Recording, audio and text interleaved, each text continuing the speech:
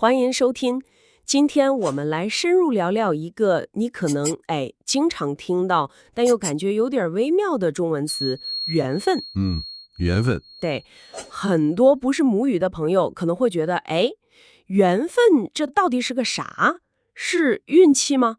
还是说某种宿命？是的，这个问题提得很好。我们正好拿到一份资料，叫《文化解码：中国人谈缘分》，里面就讲得挺深的。那咱们这次就是想一起把这份资料梳理一下，帮你真正搞明白缘分在中国文化里到底意味着什么，还有它背后那种感觉、那种情感逻辑。没错，缘分这个词啊，确实非常有中国特色。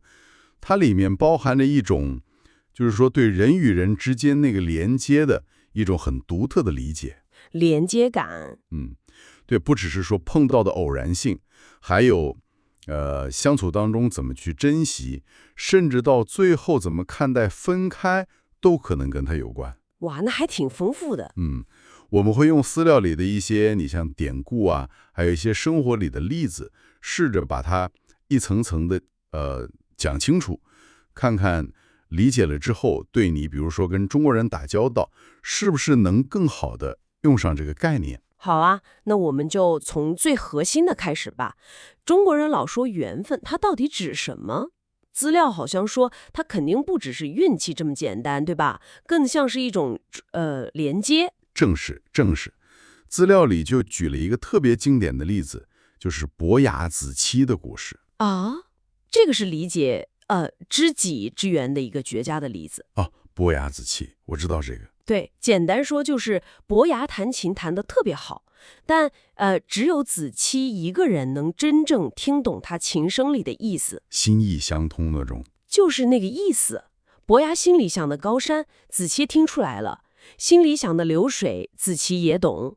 这种就是很深的共鸣和理解。古人叫心有灵犀，不用说话就能明白。后来子期不是去世了吗？伯牙就觉得这世上再也没有懂他音乐的人了，就把琴给摔了，再也不弹了。真是知音难鸣。对，所以你看，这个故事里缘分很重要的一层意思，就是那个懂，那个契合。它往往不是说你刻意去找就能找到的，不是计划来的。对，更像是就是偶然碰到了，发现哇，我们能对上，能共鸣。而且资料还特别点出来，缘分一般不是单方面的，它是一种我们之间的关系，或者说连接。我明白了，所以它更像是一条看不见的线，把一些好像没关系的人呐事儿连起来，而且这条线还是双向的，需要有共鸣才行。对。那这么说，资料里提到的一些现代生活中的例子，比如说在国外偶然碰到一个跟你爱吃一样东西的老乡，或者碰到一个特别能点醒你的老师，说这也是缘分，也是在强调这种就是意想不到的，但又感觉特别对的那种连接。完全是这样理解。而且啊，这条线里面还带着一种我觉得特别重要的态度，就是珍惜。珍惜？对，中国人普遍会觉得，你看世界这么大，两个人能碰到，能认识，这本身概率就很小，不容易。是这么个理儿。所以才老说缘分难得，对吧？这句话背后其实是在提醒大家要珍惜眼下这份连接。所以它不光是发生了，还得珍惜。没错，这就跟纯粹说命运安排有点不一样了。它不是让你被动接受就完了，它里边还包含了一种主动的情感投入，就是你要去重视它，维护它，这其实挺积极的。从伯牙子期那种对深度理解的追求，到后来这种对相遇概率的认识和强调珍惜，感觉缘分这个词的温度好像能体会到一些了。对。那这些想法在现在的生活里具体是怎么体现的呢？我记得资料里给了这个例子，我觉得那些例子可能让你更容易就是感同身受。是的，资料里分享了几个挺好的例子，我们来看看缘分在日常生活中是怎么冒出来的。好，第一个例子，我们可以叫它朋友缘分，说的是一个叫安娜的外国学生，刚来中国不久，有一次在故宫玩，结果钱包丢了。哎呀，那可急坏了。可不是嘛？结果一个完全不认识的中国女孩特别热心，陪她找了半天，最后还真给找着了。哇，运气真好，也是遇到好人了。对，但更有意思的是后面，他们就聊起来了，结果发现，哎，两人住的还挺近。更巧的是，都特别喜欢看《甄嬛传》。哈哈，这都能碰到一起。是啊，所以安娜就觉得这就是典型的缘分呐。因为一个偶然的小事，两个陌生人就这么联系起来，还有了共同话题。资料分析说，这就体现了，偶然事件怎么能带来意想不到的连接。嗯，因为丢钱包这个不好的事儿，反而认识个好朋友，确实挺妙的。第二个例子呢，可以说是同事缘分。一个叫马克的外国人刚到中国公司上班，中文不太好，开会什么的就有点跟不上。我能想象，肯定挺难的。对，然后他有个中国同事就挺细心的，看出来了，就主动帮他就是整理会议重点，还给他标上拼音。哇，这同事真不错。是啊，后来他们熟了之后，偶然聊起来，马克才发现，这个同事居然去过他的家乡，还会说几句他们国家的语言。不会吧？这么巧？就这么巧，马克当时就觉得哇，太有缘了，感觉一下子距离就拉近了。他后来就感慨说，能碰到这样就是愿意帮助你，而且还有这种奇妙共同点的同事，真是一种很宝贵的缘分。这个例子里互助和共同点是关键。对，第三个例子是关于邻里缘分的，说的是疫情那会儿口罩不好买，一位外国阿姨就买不着。啊，那时候确实是。她的一个中国邻居，一位老奶奶，知道了这个情况，就主动送了些口罩给她，还特别耐心地教她怎么戴才对。真是雪中送炭。可不是吗？后来这位外国阿姨知道了这位奶奶特别喜欢养花，下次回自己国家的时候，就特意带了一些他们国家的花种子回来，送给奶奶当回礼。哎，这互动真好。对呀，现在据说这两位老太太关系特别好，经常一块儿浇花聊天。资料就说，这种因为一点善意开始，然后带来持续的互相温暖的邻里关系，这也是缘分。这三个例子听下来，确实感觉缘分好像就藏在那些，日常的小事里，可能是一次帮助，一个巧合，或者就是一个共同的爱好。没错，它让那些本来可能就是擦肩而过的相遇，一下子变得，有了点温度，有了点特别的意义，让人觉得应该珍惜。对，就是这个感觉。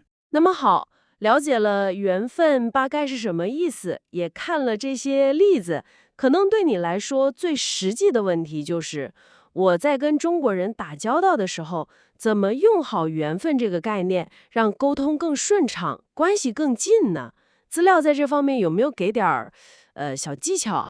哎，这个问到点子上了，资料确实给了些很实在的建议。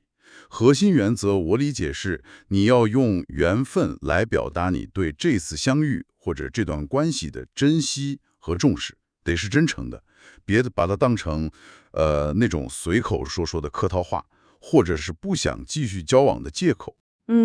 要真诚。对，具体来说有3个场景可以试试。第一，用缘分来打开话题，或者让话题更深入。